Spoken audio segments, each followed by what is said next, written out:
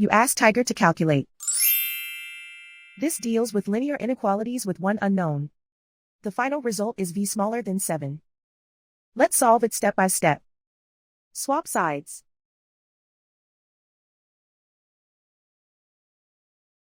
Isolate the v. Divide both sides by 3.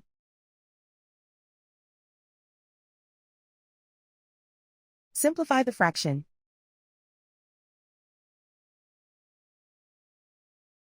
Find the greatest common factor of the numerator and denominator.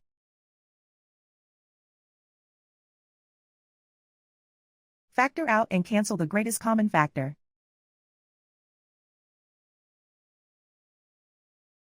Plot the solution on a coordinate grid. And so the final result is v smaller than 7.